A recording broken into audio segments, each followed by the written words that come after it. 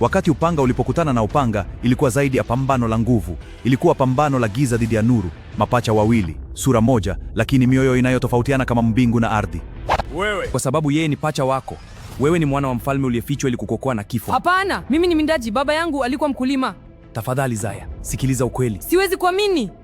Hii hapa. Huu ndio ukweli wako. Tom anajua sasa na hatatulia mpaka kuwe.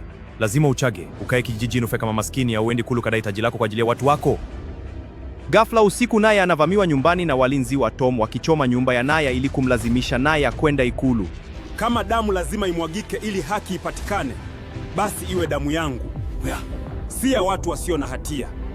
Usiku huo mbingu zililia. Zaya, mwindaji aliyekuwa na amani, sasa anatembea kuelekea kwenye kifua ufalme. Moyo wake haukuwa unatafuta dhahabu, bali ulikuwa unatafuta haki ya mwanamke aliyekamatwa mateka.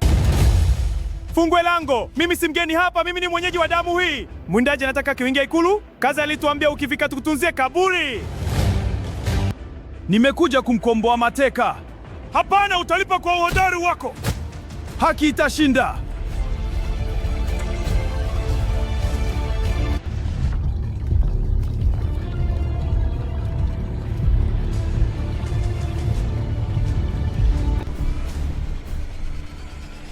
Unaona ya, mpenzi wako amekuja kama nzi anayefuata moto.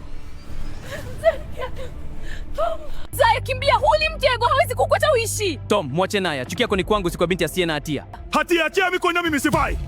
Leo utashuhudia nikikata ulimi unaomtaja jina lako. Tom, nilitaka kukuachia kiti hiki, lakini mfalme anayeogopa mapenzi ya mwanamke kuliko adui wa nje hastahili kuvua taji. Wewe ni dhaifu, ndugu yangu. Mimi sina ndugu, mimi na maadui tu.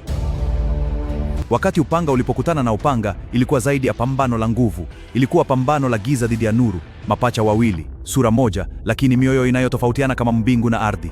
Wewe, usithubutu kuina upanga huo dhidi yangu. Lazima nipigane mfalme. Utanguka kwa mbinu zangu za ikulu. Nguvu yangu ya asili itakushinda. Maliza, nimalize. Unajua kwa nini sitakuwa? Kwa sababu Naya hawezi kumpenda muuaji, na mimi sitaki kuanza ufalme wangu kwa damu ya ndugu yangu. Umeushinda ufalme kwa msamaha, si kwa upanga. Kwa nini huniui? Mimi ningekuwa bila huruma. Kwa sababu mimi ni mwana wa mfalme, na mfalme analinda haui damu yake. Asubuhi ilileta matumaini mapya, lakini pia ilifungua mlango wa vita vipya. Kuanzia leo hakuna atakayetawala kwa hofu. Tutajenga ufalme wa haki. Amechukua kiti cha enzi kama ulivyosema. Vizuri, sasa muda umefika. Mwambie mrithi halisi amerudi.